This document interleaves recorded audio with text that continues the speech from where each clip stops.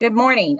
Before we get started today, I'd like to welcome you all to the webinar on ablation of atrial fibrillation, what you need to know. Before we get started, I'd like to go over a few items so you know how to participate in today's event.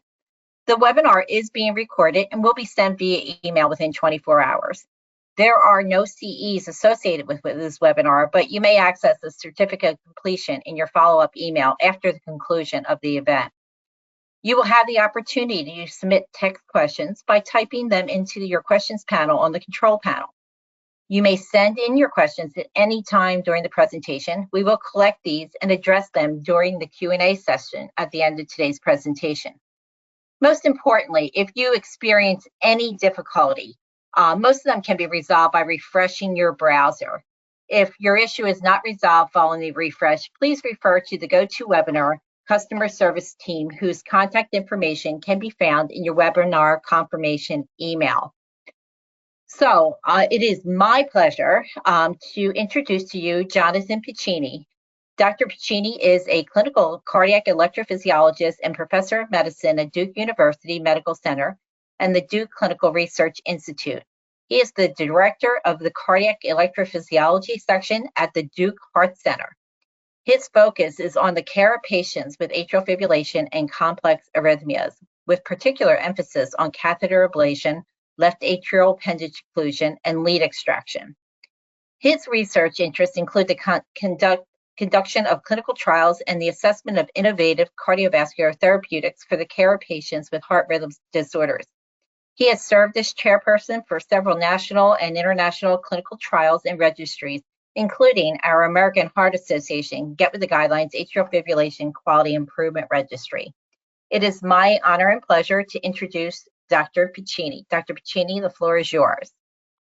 Jeannie, thanks so much for such a kind introduction. It's great to be here with everyone and many of you from the Get With the Guidelines family and the Get With the Guidelines AFib family. I'm a big fan of these webinars for Get With the Guidelines. I think it's a great way to get a large number of clinicians together and discuss different topics. And of course, I think there's no better way to celebrate Atrial Fibrillation Awareness Month than a good webinar, especially one focused on AFib ablation. And the topic of today's talk, which I'm going to try and deliver through a little bit of a provocative question. What we're going to talk about today is catheter ablation of atrial fibrillation. I am going to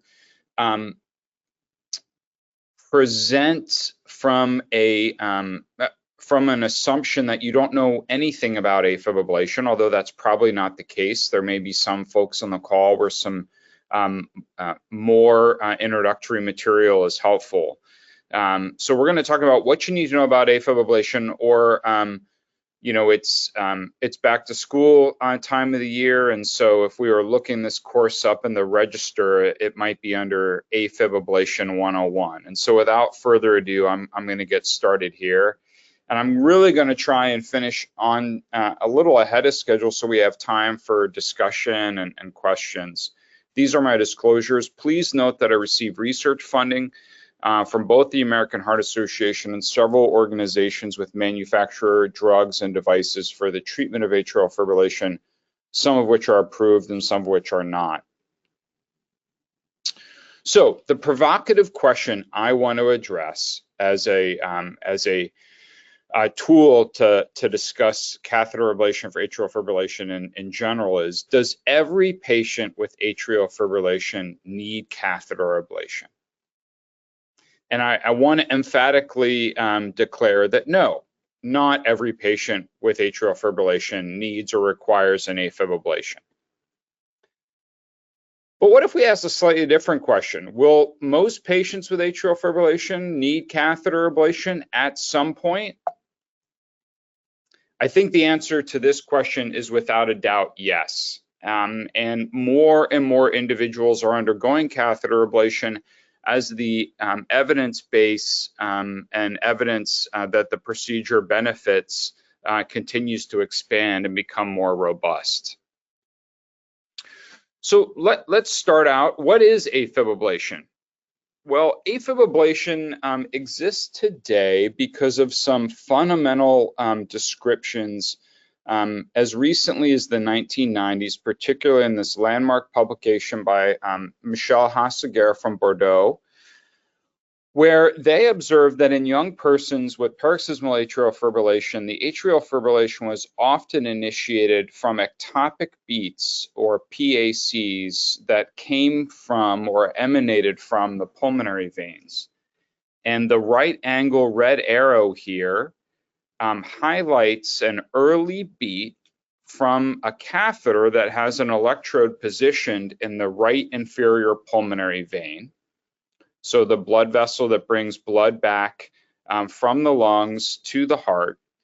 And you can see there's an early beat, and then that early beat initiates atrial fibrillation, and we see evidence of that atrial fibrillation on the electrocardiogram as well.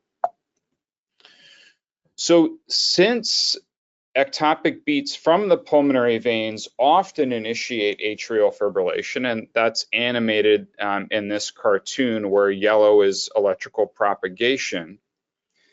The hypothesis was, well, if we can isolate those veins by cauterizing or freezing, or now in current clinical practice, also with the use of pulse field ablation or electroporation, if we can deliver these areas of the atrial tissue electrically inert, does that reduce or eliminate the amount of atrial fibrillation that persons have? And the answer is, well, it doesn't completely eliminate it. This is not a cure. Atrial fibrillation is a lifelong condition. But it does, for example, in persons with intermittent atrial fibrillation, your average AF ablation is going to reduce the amount of AFib that a patient is experiencing by 95 to 99%, as demonstrated by individuals wearing continuous implanted monitors of their heart rhythm. And here is a left atrial geometry taken from a CAT scan that shows where those lesions might be when we're actually looking at the CT anatomy itself. And so this is pulmonary vein isolation. It is the bedrock or essence of, or the start of any AFib ablation procedure. Now, sometimes AFib ablation procedures will involve additional lesions, but it's PVI that is the most crucial aspect of any AFib ablation. And what does that look like electrically? These are electrograms, and so many of you looking at this may be a little bit unfamiliar, but what I would like you to look and see that there is a series of tracings labeled lasso. That's a catheter that's in the pulmonary veins. And then there are a series of electrical recordings labeled CS or coronary sinus. And those bottom ones are reporting the left atrium overall, so to speak. And what you see is you see 1, 2, 3 beats, and then the tracing changes, and there's an early beat on the lasso coming from the vein that gets back out into the atrium. And you can see that there. And like I said, it conducts out into the atrium, and that beat could have triggered AFib like the one I first showed you from Dr. Hasseguer's lab. And so when we isolate the pulmonary veins, those signals continue, but they can't get out and trigger atrial fibrillation. I didn't get that. Could you try again? I'm sorry, there's Siri comment on our webinar.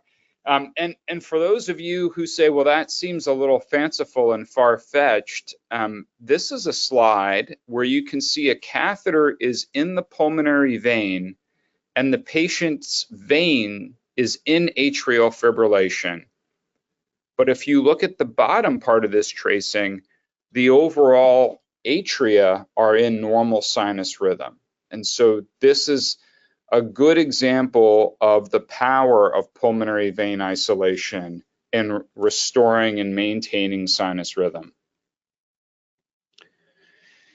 And then what you see in the EP lab is something like this, where on the image in the left, all that tissue in the veins is electrically active and conducting, and on the right, it's electrically inert, and no impulses can get in or out of those veins, although the veins are perfectly capable of continuing to carry the blood, again, freshly oxygenated from the lungs back to the heart.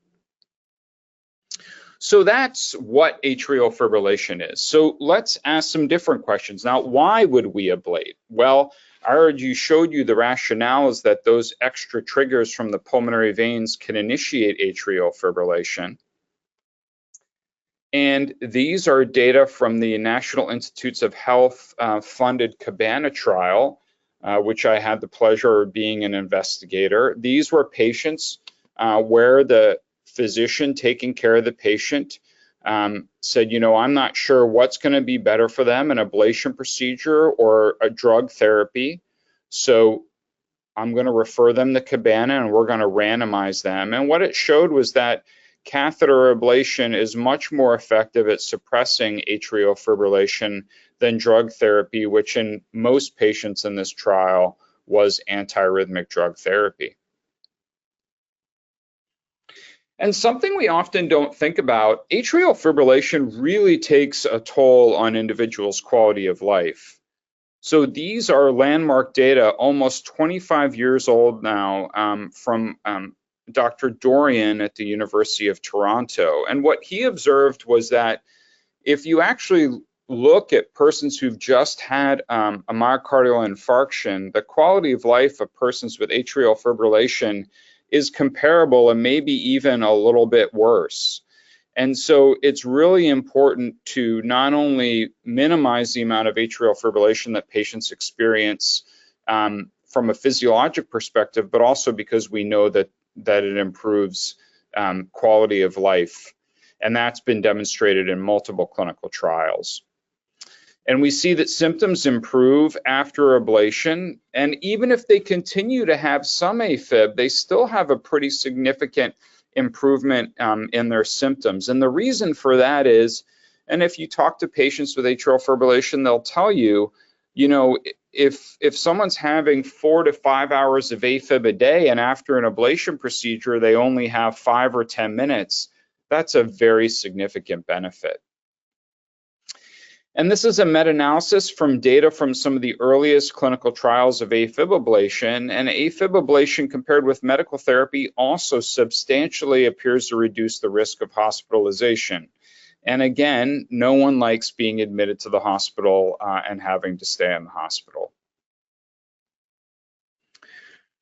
More recently, there have been some large clinical trials that have demonstrated that persons who stay in normal rhythm do better. And we already talked about Cabana, where patients who underwent catheter ablation therapy tended to stay in sinus rhythm more than their counterparts treated with drug therapy. And that was accompanied by a 17% reduction in the composite endpoint of death or cardiovascular hospitalization. And interestingly, in the EAST trial, when patients were randomized to rhythm control, some with medications, a very small minority got ablation, but compared to usual care, there was about a 20% reduction in the endpoint of death, stroke, heart failure, acute coronary syndrome. So if you ask me what's changed the most in the last 10 years in our understanding of atrial fibrillation and its treatment, we used to think that there was, you know, that there was no, well, we all maybe felt deep inside that it was probably better to be in normal sinus rhythm. We didn't have a lot of clinical trial evidence to demonstrate that. And now we have several clinical trials that have shown that maintenance of sinus rhythm does lead to improved cardiovascular outcomes. And the most notable of these examples is the EAST trial, but there are others. So if we look at all of the different reasons to treat atrial fibrillation, maintain sinus rhythm, and if catheter ablation is a great way to do that, what is the level of evidence for atrial fibrillation ablation? And this is This is a slide put together by Doug Packer that I've modified a little bit, but you can see the greatest evidence we have is for reducing symptoms, recurrent atrial fibrillation, improving quality of life, but there is evidence for reduction in cardiovascular hospitalization, major cardiac events, and in select populations, including patients with heart failure with reduced ejection fraction, there's even evidence that it can save lives and reduce all-cause mortality. Well, the next question is who should we ablate? And I want to point out that AFib ablation is a procedure, and I think many clinicians appreciate that you can argue the most important step of any procedure is counseling and selecting the patients that are going to undergo that procedure. If a patient, doesn't stand to benefit from the procedure or is extremely high risk or the risks outweigh the benefits, then of course a given procedure is not a great idea for a patient. And the good news is that while we're going to talk about who we should ablate, there's been great advances in our understanding of risk factors. There have been great advances in improving the procedure, and there's been great advances in the response rates after ablation. So the great news is we have progress on all three of these fronts in catheter ablation. Now, before last November, and we're quickly coming up on the 1-year anniversary of our new AFib guidelines being out, you could basically look at the guideline recommendations for catheter ablation, and you could lump them into a couple of buckets. And the most important indication was probably the ones for patients who have continued atrial fibrillation despite antiarrhythmic drug therapy. So basically the patients who fail drug therapy because they keep having atrial fibrillation. And then there was a 2A recommendation, which means, it might benefit some patients where the guidelines say it's reasonable to start with a rhythm control strategy, including catheter ablation, in patients who are drug naive and haven't been treated with drugs after a shared decision discussion of the risks and benefits. And then there's some other indications, which 2B, where it's not really clear that there's significant evidence of benefit, but in some select individuals it may be very reasonable to perform ablation. And then finally, to close this out, the prior guidelines said, and it's also really important to know when not to do AFib ablation. And one of those reasons is we don't do AFib ablation to get persons off oral anticoagulation. That is not why we perform catheter ablation. So this is where we stood before last November. So where do we stand now? So we have our most recent updated AFib guideline, and this was published, like I said, in November of 2023 under the leadership of Drs. Jogler and Chung. And I really would encourage all of you to review this document in detail. It is a fantastic educational document.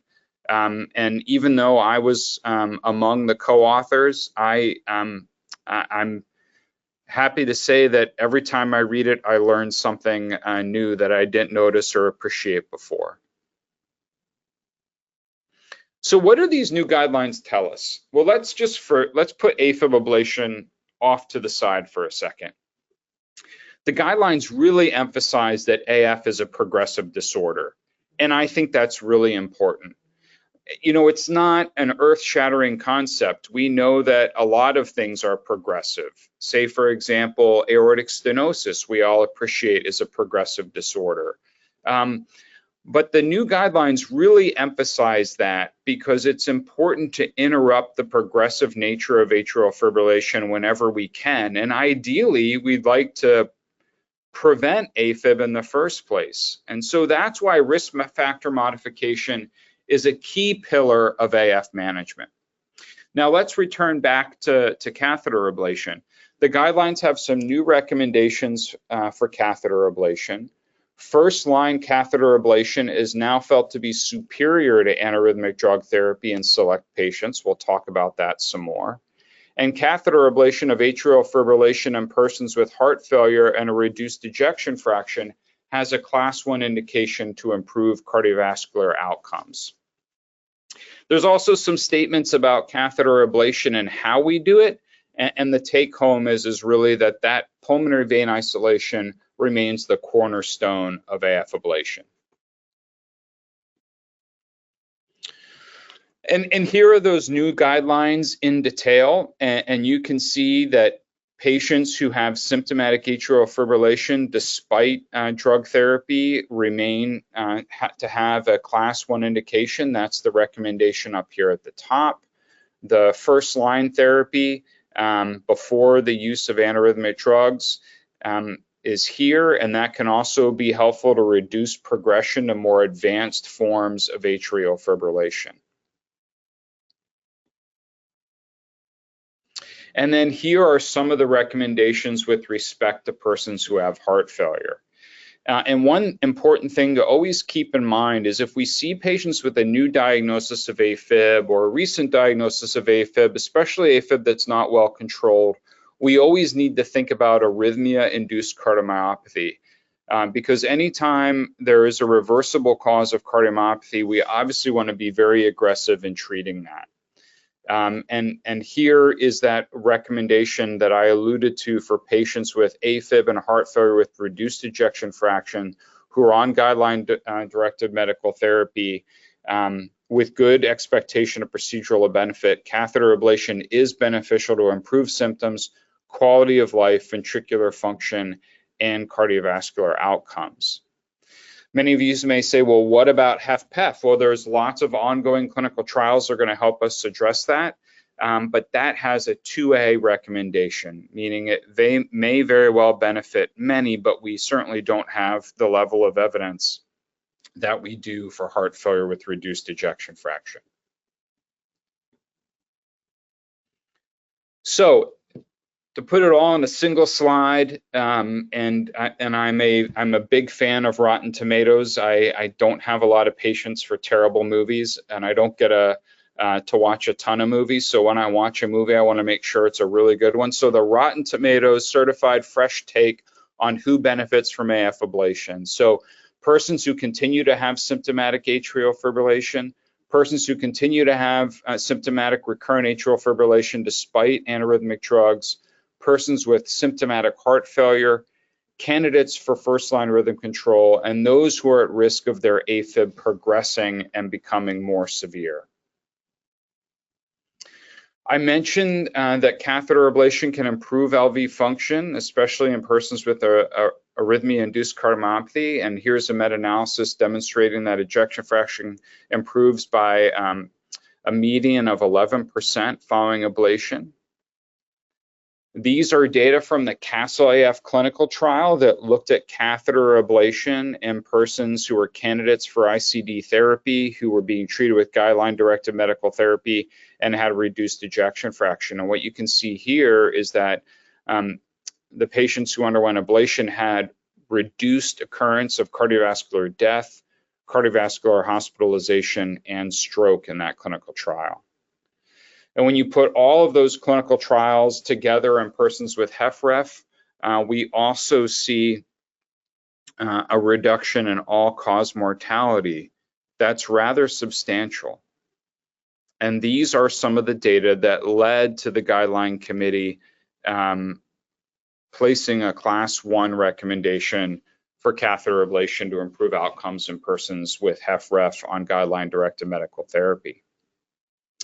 When I'm talking to folks who aren't as familiar with the AF ablation literature, many individuals are not aware that we don't have one, we don't have two, we don't have three, we have 4 or more clinical trials that have evaluated catheter ablation as first-line rhythm control. And they all yield very similar results with superiority of catheter ablation. We talked about the amount of time that someone spends in AFib, and you can see here The AF burden is well below 1% in those persons who underwent ablation, whereas it's much higher in persons treated with antiarrhythmic drug therapy, which is an active comparator. And I think it's important to remember that, you know, there is a natural history of atrial fibrillation, and that natural history, many of us were taught in medical school that atrial fibrillation begets atrial fibrillation. Why is that? Well, it's similar to heart failure. Once someone develops heart failure, there are several changes in gene expression and the molecular biology of the cardiac myocytes that make further structural failure more likely. It's the same thing in atrial fibrillation. More atrial fibrillation induces more changes in gene expression, also ultrastructural changes in the myocardial cells, and structural remodeling that makes AFib even more likely. And so I don't think catheter ablation is a cure, but I think it can reset the natural history of atrial fibrillation, and we can take patients much further back in their disease trajectory. And so if someone is 50 and they have an AFib ablation, that may prevent them from developing persistent atrial fibrillation, and I'm just using this as an example, until they're in their 70s or 80s. Or maybe that person will never develop persistent AFib. Whereas if they didn't have an AFib ablation, perhaps they would develop persistent atrial fibrillation in 5 or 10 years and permanent atrial fibrillation in 15 or 20. Well, do we have any evidence for that? We do. This is a systematic review where they looked at how much individuals' AFib progressed in those who had ablation and those that did not.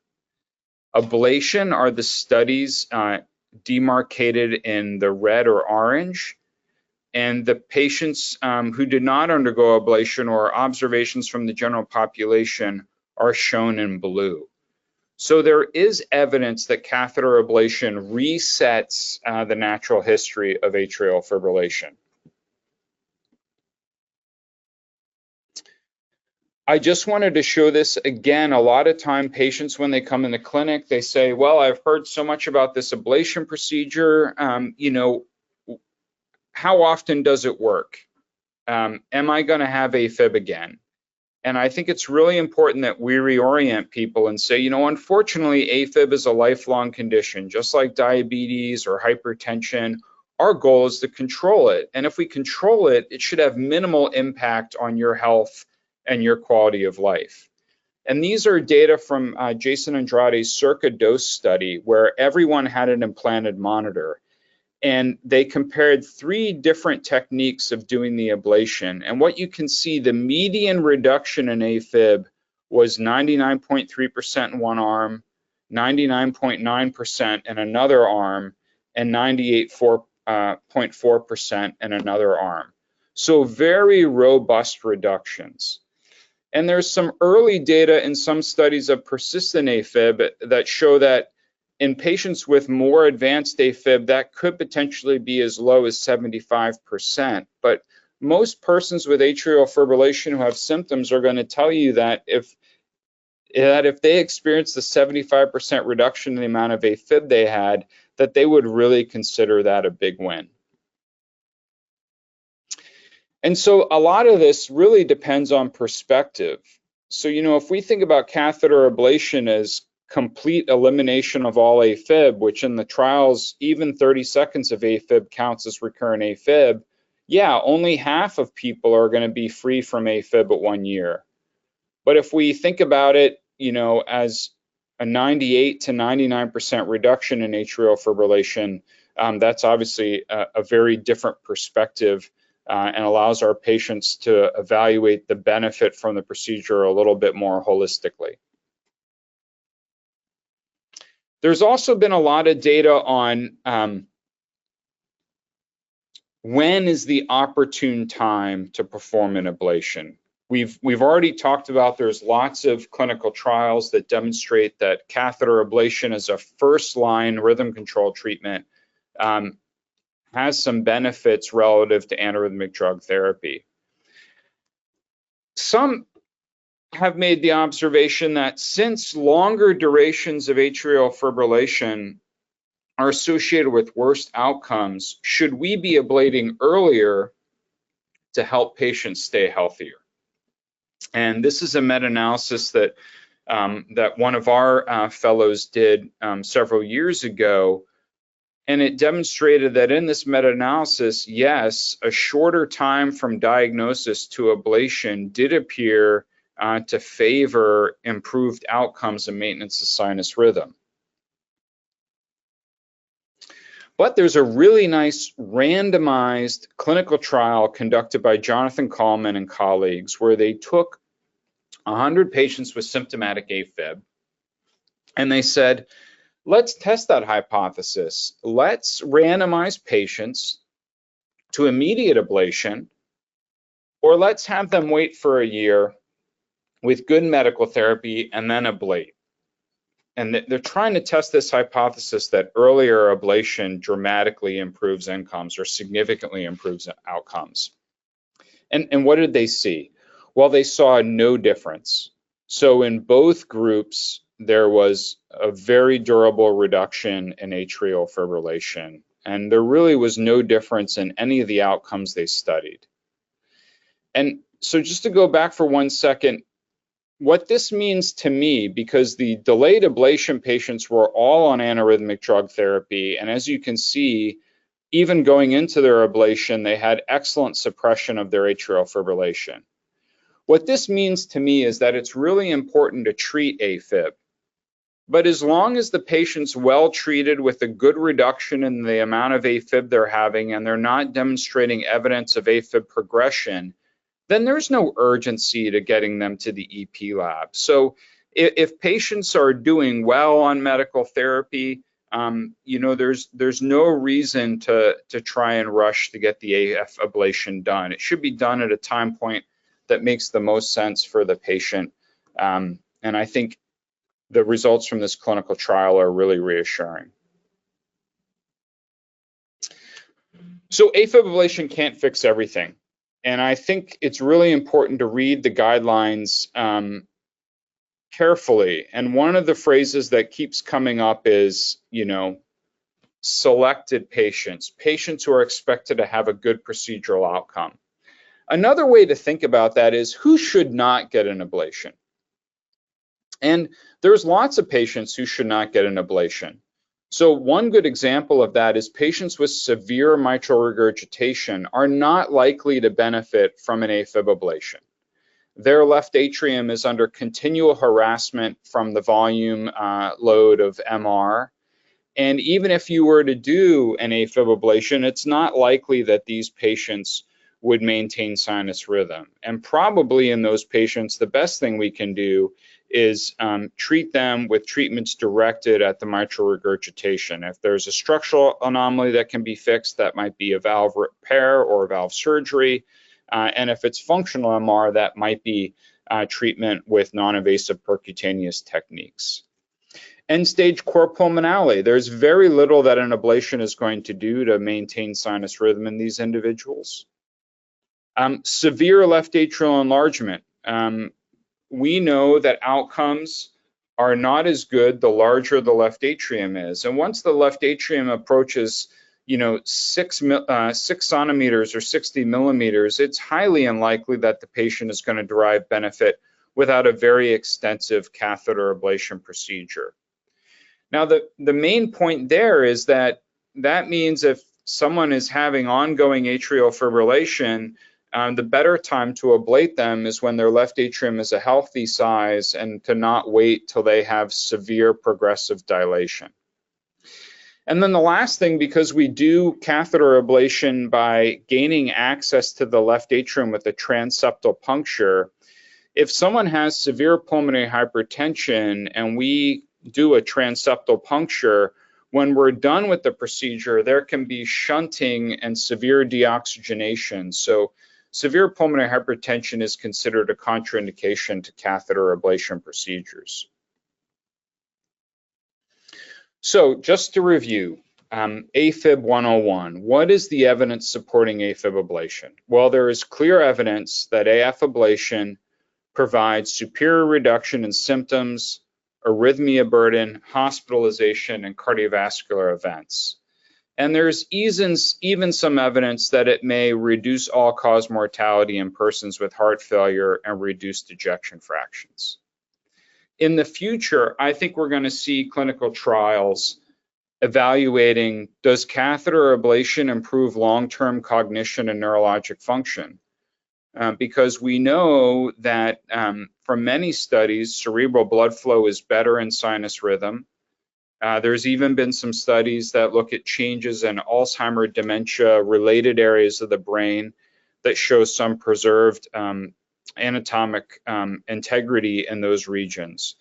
So I think someday we're going to see clinical trials focused on catheter ablation and its impact on long-term neurologic health.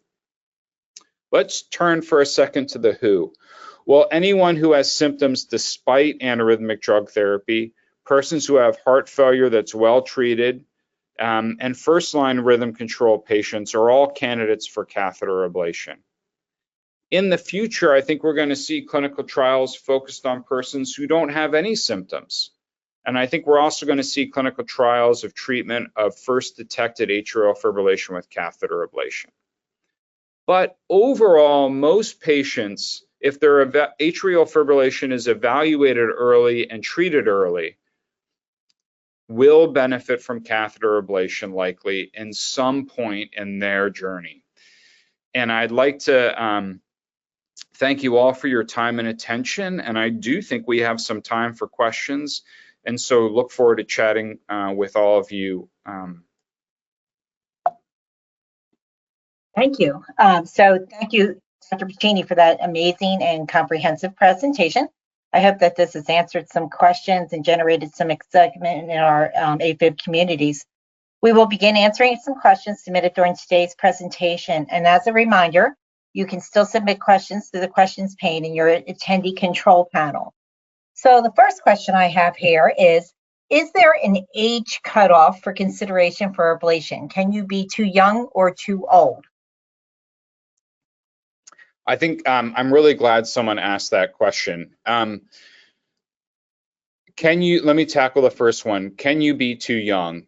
I do think that we need to be careful. Occasionally, we will see very young patients, say in their 20s, early 20s even, who have a wild night out at a party and have a bout of holiday heart, and it's not really clear that they have, sustained recurrences of atrial fibrillation. I think we do need to be careful about performing catheter ablation procedures in very young individuals, who may have only had 1 or 2 episodes of atrial fibrillation. And that's for a few reasons. Number one, we are making ablation lesions. Number two, that person probably is going to need an AF ablation at some point in their life. And the technology we have for AF ablation gets better with every single day that goes by. So for someone in their 20s, we're going to try and treat them first with, first we want to make sure that their AFib is really recurrent. And then secondly, we're going to probably try and treat that individual with medications, or at least avoid ablation until their atrial fibrillation becomes more bothersome. Are patients too old? I think one of the big challenges in medicine is that, age is a number. It's a really important number. It's associated with a lot of things, including challenges with anesthesia and all sorts of other challenges. I think what's much more important is someone's functional status. So if someone's 95 and they walk 3 miles a day and they're extremely active, I don't think there's any reason to not consider doing an AF ablation on that person based upon their age alone. But if someone's 76 and they don't ambulate, they're not active, they have multiple medical conditions, and their quality of life is largely dictated by their ability to have conversations and sit and watch television, then I don't know that that person is going to benefit from catheter ablation. So age is important, but in older persons, I think their functional status is far more important than their chronologic age. Thank you. Holiday Heart was a new one on me, Dr. Piccini. There's a couple questions I'm going to mix together here. So there's a question that says, I may have missed this part, but after ablation, do patients need to be on anticoagulation? And if so, for how long? And the second part of this question is, what if a patient has an ablation and a year later presents with an embolic stroke?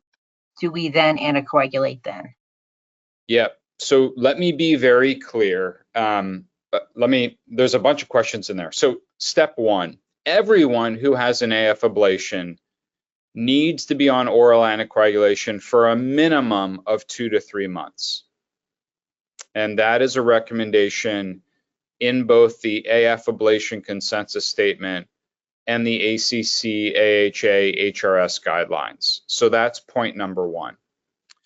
Point number two is, can you stop anticoagulation after that period of time? And the guidelines say the best way to answer that question is pretend the patient never had ablation in the first place, which is to say it should be based by their overall risk. So if their CHA2DS2-VASc score is 3 or more in a woman or 2 or more in a man, their anticoagulation should be continued. If their CHA2DS2-VASc score is 0 or 1 in a man, or 0, 1, and 2 in a woman, then it could be discontinued after a conversation with the patient. I will say that's where we are today.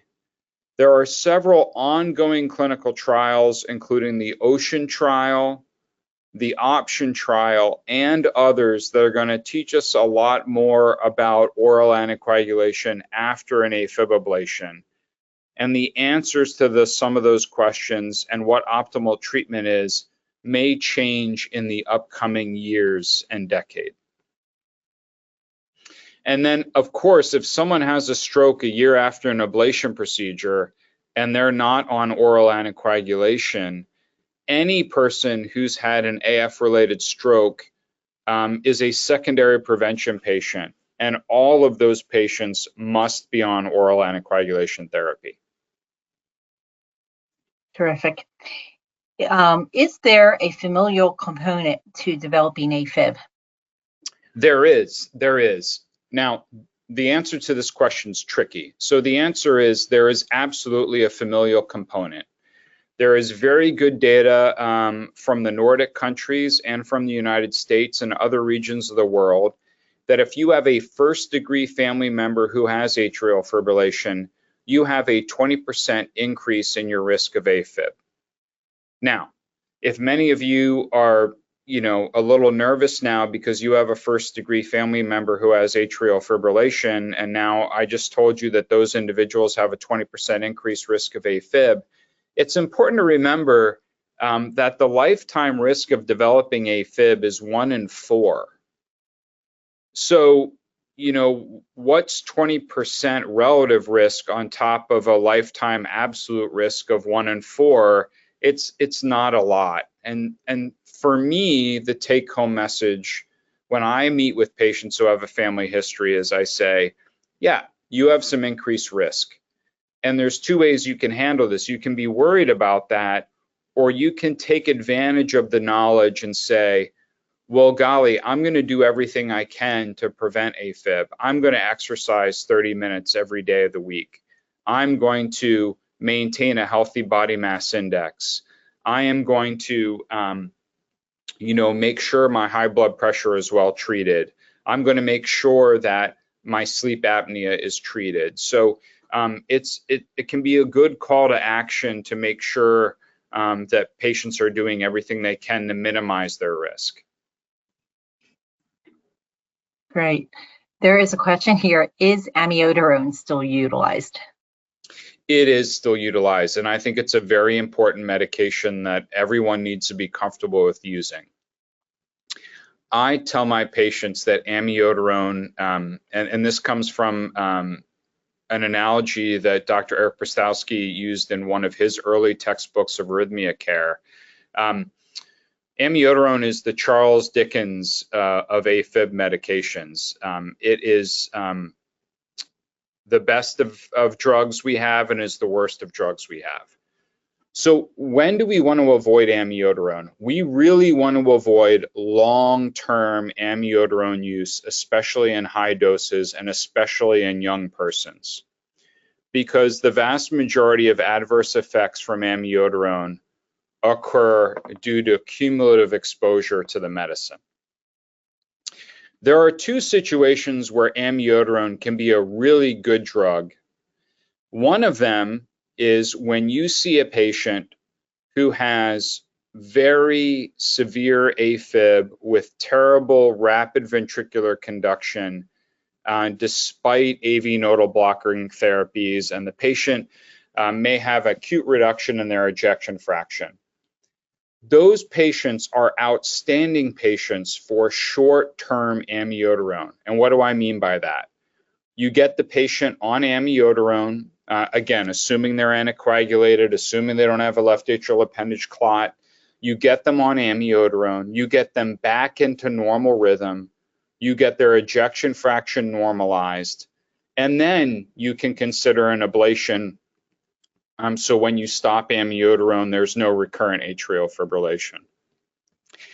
The other time where I think amiodarone is a really good drug is if you do have an 85 or 88-year-old patient and they're not very interested in a procedure, or they have some risk factors for a procedure, or for example, they have severe pulmonary hypertension. Low dose amiodarone in patients like that can be very helpful and can eliminate AFib in many of those individuals. So, you know, we want to use long-term amiodarone in someone in their 50s, 60s, or early 70s. But if someone has multiple comorbidities and they're not a good ablation candidate, an atrial fibrillation and amiodarone can eliminate the AFib the patient's having to improve their quality of life. It is a very reasonable treatment option. The last caveat I will say is that when we're treating patients with amiodarone, we really need to make sure that they're getting their liver function tests drawn every 6 months, their thyroid profile checked every 6 months, they're having a DLCO performed every year to assess for pulmonary effects, and they're getting an annual appointment with their ophthalmologist. Those things are critical in our persons on amiodarone. Okay, there's a question here.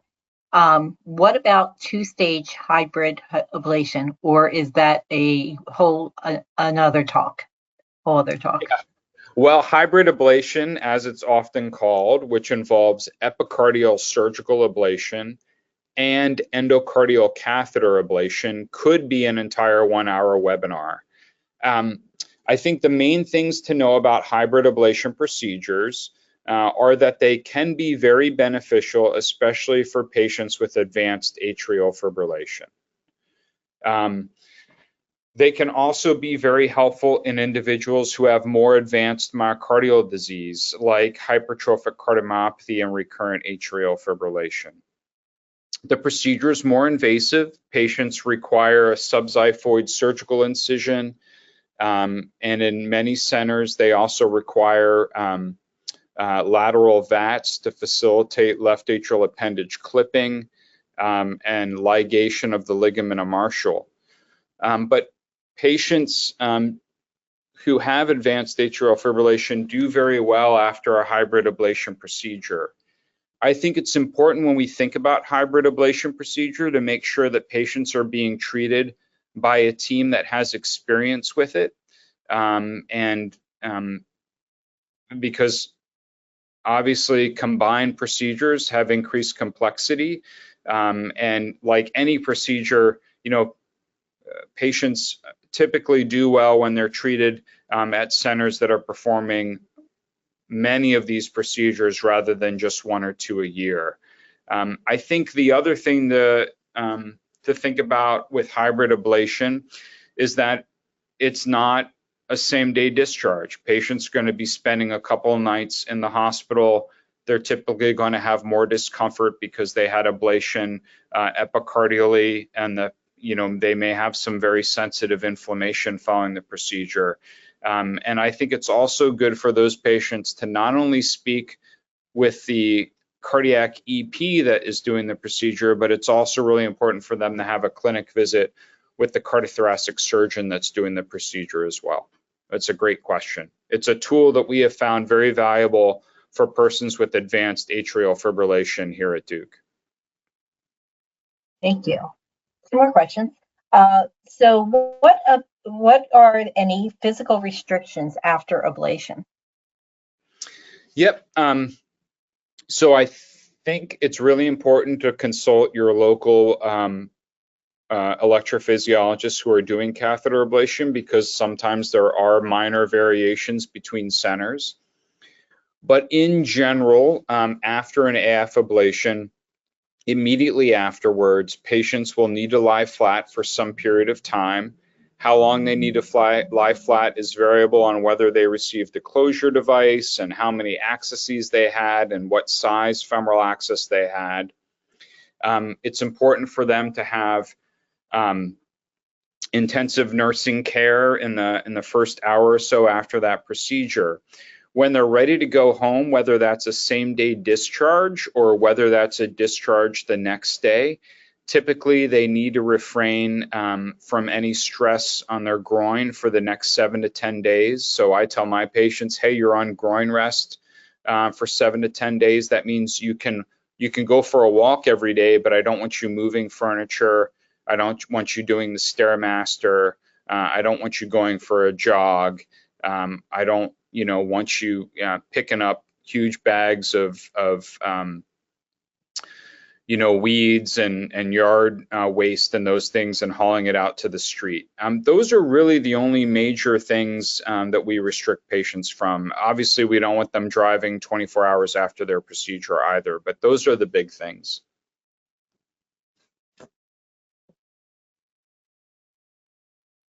Okay, so how many times can an ablation be repeated, and at what point in time would you decide to do so?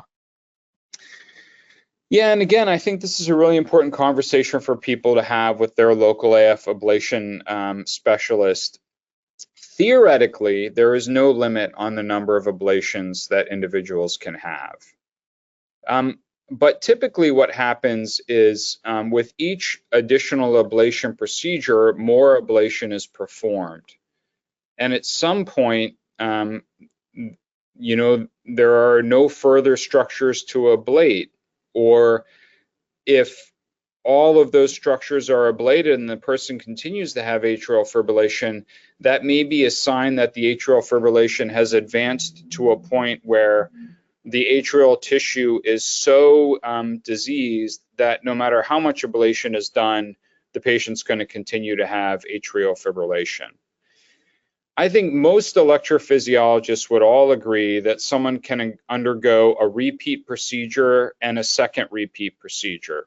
In our center, when someone's had 2 or 3 ablations, that's when we typically tend to talk to them about whether they would want a hybrid ablation. And in rare circumstances, or I shouldn't say rare, infrequently for some patients, the best procedure for them could be a surgical ablation procedure, especially if they have other cardiovascular problems that could require cardiac surgery. Great question. One last question, someone snuck in here. Any flight advice after ablation? Yeah, well, let me just go back. Let me backstep to that last question.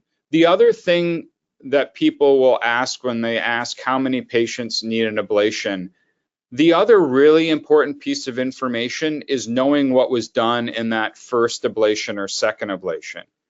So if someone had PVI and no additional ablation in the first procedure, and then they come back for a second one and 2 of their veins reconnected, and so they re-isolated those veins in the second procedure, a third procedure is completely reasonable. I don't think anyone would ever question that.